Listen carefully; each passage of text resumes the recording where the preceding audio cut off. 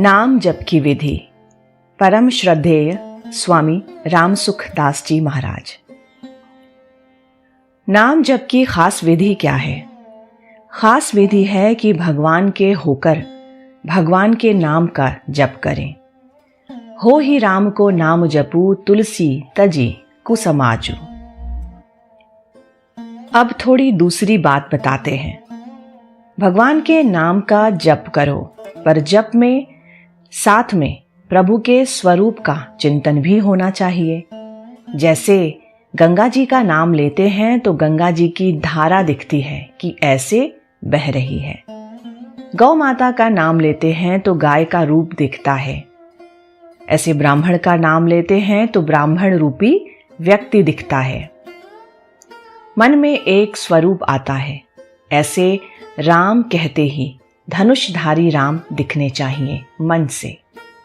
इस प्रकार नाम लेते हुए मन से भगवान के स्वरूप का चिंतन करो। ये खास विधि है। पातंजल योग दर्शन में लिखा है, तज पस्तदर्थ भावनम तस्य वाचकः प्रणवः। भगवान के नाम का जप करना और उसके अर्थ का चिंतन करना, अर्थात नाम लेते जाओ और उसको याद करते जाओ। श्री कृष्ण के भक्त हों तो उनके चरणों में, उनके चरणों की शरण होकर श्री कृष्णः शरणम मम इस मंत्र को जपते हुए साथ साथ स्वरूप को याद करते जाओ। नाम जप की यह खास विधि है। एक विधि तो उसके होकर नाम जपना और दूसरी विधि नाम जपते हुए उसके स्वरूप का ध्यान करते रहना। कहीं भूल होते ही हे नाथ पुकारो, हे प्रभु बचाओ, मैं तो भूल गया, मेरा मन और जगह चला गया, हे नाथ बचाओ। भगवान से ऐसी प्रार्थना करो तो भगवान मदद करेंगे। उनकी मदद से जो काम होगा वो काम आप अपनी शक्ति से कर नहीं सकोगे। इस वास्ते भगवान के नाम का जप और उनके स्वरूप का ध्यान, ये दोनों साथ में रहें। ओमित्येकाक्षरम ब्रह्म व्याहरन मामनुस्मरन। गीता। ओम इस एक शब्द का, अक्षर का उच्चारण करें और मेरा स्मरण करें। ये जगह जगह बात आती है। इस वास्ते भगवान के नाम जप के साथ भगवान के स्वरूप को भी याद रखें, याद करें। नाम जप दिखावटीपन में ना चला जाए, अर्थात मैं नाम जपता हूं तो लोग मेरे को भक्त माने, अच्छा माने, लोग मुझे देखें, ये भाव बिल्कुल नहीं होना चाहिए। यह भाव होगा तो नाम की बिक्री हो जाएगी। नाम का पूरा फल नहीं मिलेगा, क्योंकि अपने नाम को मान बढ़ाई में खर्च कर दिया। इस वास्ते दिखावटीपन नहीं होना चाहिए नाम जप में। नाम जप भीतर से होना चाहिए, लगन से होना चाहिए। लौकिक धन को भी लोग दिखाते नहीं, उसको भी तिजोरी में बंद कर देते हैं। तो लौकिक धन जैसा भी ये धन क्यों नहीं है? जो लोगों को दिखाया जाए, लोगों को पता लगे तो क्या भजन किया। गुप्त रीति से करें, दिखावटीपन बिल्कुल ना आवे। नाम जप भीतर ही भीतर करते रहें, एकांत में करते रहें, मन ही मन करते रहें और मन ही मन से पुकारें, लोगों को दिखाने के लिए नहीं। लोग देख ले तो उसमें शर्म आनी चाहिए कि मुझसे गलती हो गई, लोगों को पता लग गया। हमें एक महात्मा मिले थे, उन्होंने एक बात कही, प्रहलाद जी को इतना कष्ट क्यों पाना पड़ा? प्रहलाद जी ने अपना भजन प्रकट कर दिया। अगर वे प्रकट ना करते तो उनको इतना कष्ट क्यों पाना पड़ता? इस वास्ते अपना भजन प्रकट ना करें, किसी को पता ही ना होने दें कि ये भगवान का भजन करता है। बहनों माताओं को चाहिए कि वे ऐसी गुप्त रीति से भगवान के भजन में लग जाएं। देखो, गुप्त रीति से किया हुआ भजन बड़े महत्व का होता है। पाप भी गुप्त किए हुए बड़े भयंकर होते हैं। भजन भी बड़ा लाभदायक होता है। गुप्त दिया हुआ दान भी बड़ा लाभदायक है। गुप्त दान कौन सा है? घर वालों से छिपाकर देना चोरी है, गुप्त दान नहीं है। गुप्त दान कौन सा है फिर? जिसके घर में चला जाए, उसे पता भी ना चले कि कहां से आया है, किसने दिया है, देने वाले का पता ना लगे, यह गुप्त दान है। घर वालों से छिपाकर देना तो चोरी है, चोरी का पाप होता है। एक बार सुबह के प्रवचन में मैंने कह दिया कि गरीबों की सेवा करो, तो एक भाई बोले, गरीबों की सेवा करते हैं तो गरीब तंग कर देते हैं महाराज। तो मैंने कहा, सेवा इस ढंग से करो कि उन्हें मालूम ना हो कि किसने सेवा की। वो तो आपकी सेवा है, नहीं तो लोगों में झंडा फहराते हैं कि हम देते हैं, हम करते हैं। भीड़ बहुत हो जाएगी, लोग लूट लेते हैं, तंग करते हैं। यह सेवा का भाव नहीं है, केवल वाह लेनी है और कुछ नहीं है। भीतर का भाव हो जाए कि इनके घर कैसे चीज पहुंचे, किस तरह से इनकी सहायता हो जाए, कैसे गुप्त दिया जाए, तो उस दान का महात्म्य है। ऐसे ही गुप्त रीति से भजन हो, भगवान के नाम का जप भीतर ही भीतर हो।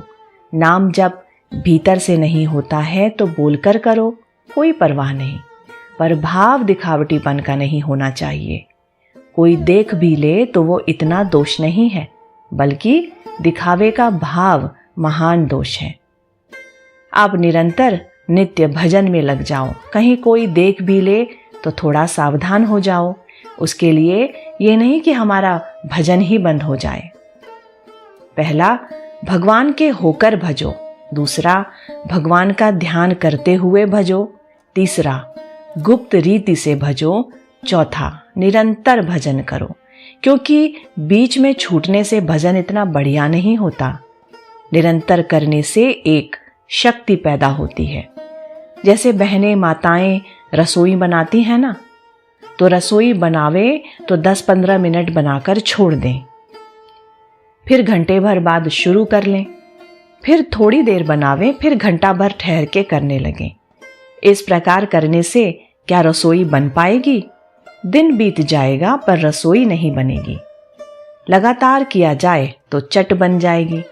ऐसे ही भगवान का भजन न लगातार हो, निरंतर हो, छूटे नहीं।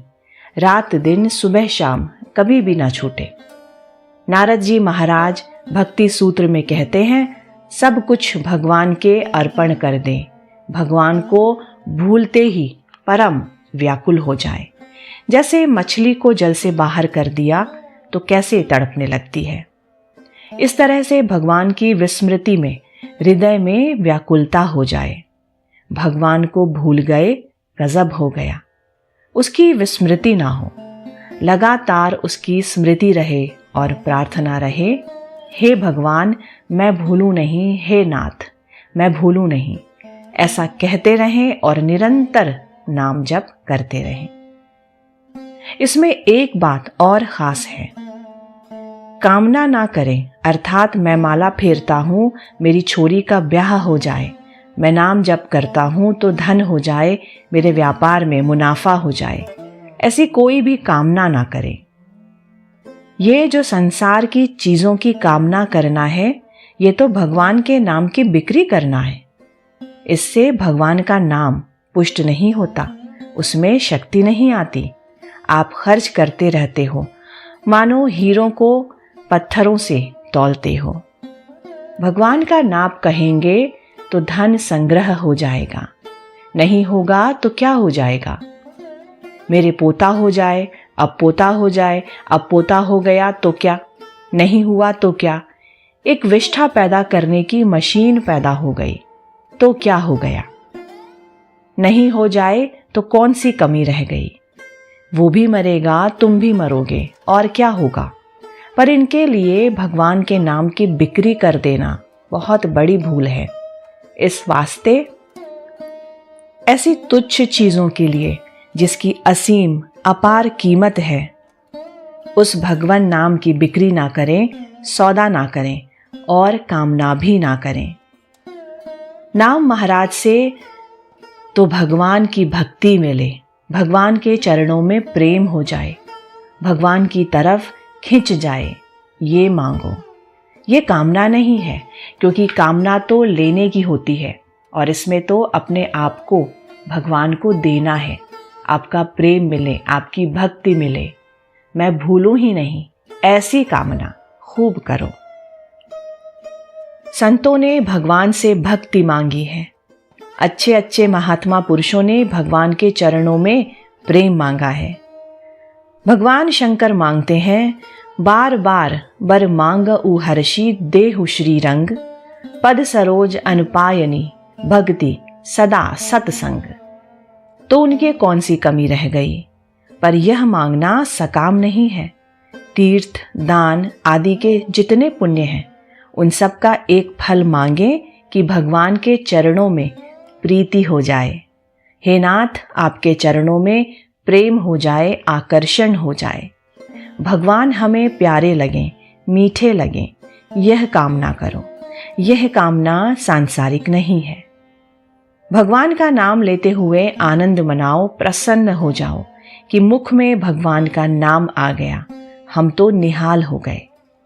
आज तो भगवान ने विशेष कृपा कर दी जो नाम मुख में आया, नहीं तो मेरे जैसे के लिए भगवान का नाम कहाँ। जिनके याद करने मात्र से मंगल हो जाए, ऐसे जिस नाम को भगवान शंकर जपते हैं। तुम पुनि राम राम दिन राती, सादर जपहूं अनंग अराती। वो नाम मिल जाए हमारे को, कलयुगी तो हम जीव, और राम नाम मिल जाए तो बस मौज हो जाए। भगवान ने विशेष ही कृपा कर दी, ऐसी सम्मति मिल गई हमारे को, भगवान की याद आ गई। भगवान की बात सुनने को मिली है, भगवान की चर्चा मिली है, भगवान का नाम मिला है, भगवान की तरफ वृत्ति हो गई है। ऐसे समझकर खूब आनंद मनावें, खूब खुशियां मनावें, प्रसन्नता मनावें। एक बात और विलक्षण है, उस पर आप ध्यान दें, बहुत ही लाभ की बात है। जब कभी भगवान अचानक याद आ जाए, भगवान का नाम अचानक याद आ जाए, भगवान की लीला अचानक याद आ जाए, उस समय यह समझें कि भगवान मेरे को याद करते हैं, भगवान ने अभी मुझे याद किया है। नहीं तो मैंने उद्योग ही नहीं किया, फिर अचानक ही भगवान कैसे याद आए।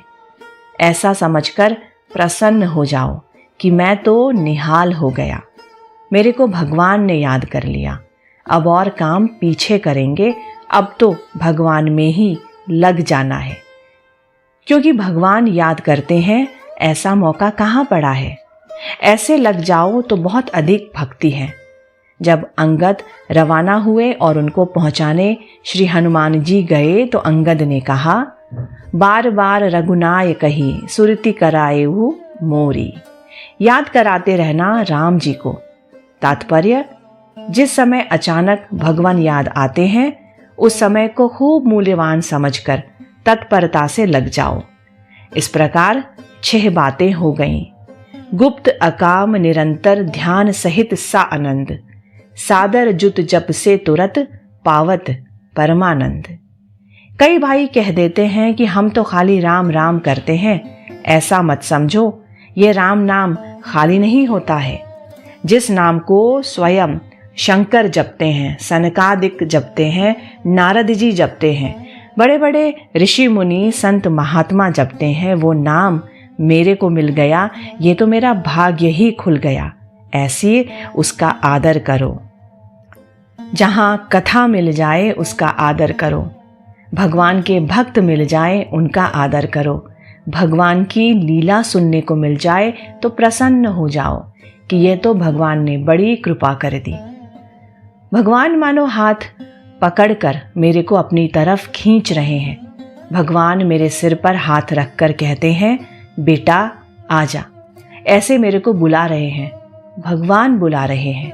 इसकी यही पहचान है कि मेरे को सुनने के लिए भगवान की कथा मिल गई, भगवान की चर्चा मिल गई, भगवान का पद मिल गया, भगवत संबंधी पुस्तक मिल गई, भगवान का नाम देखने में आ गया। माला के बिना अगर नाम जप होता हो तो माला की ज़रूरत नहीं, परंतु माला के बिना भूल बहुत ज़्यादा होती हो तो माला ज़रूर रखनी चाहिए। माला से भगवान की याद में मदद मिलती है।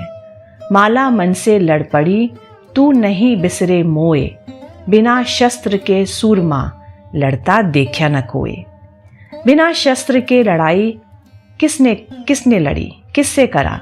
ये माला शस्त्र है भगवान को याद करने का, भगवान की बार बार याद आवे, इस वास्ते भगवान की याद के लिए माला की बड़ी ज़रूरत है।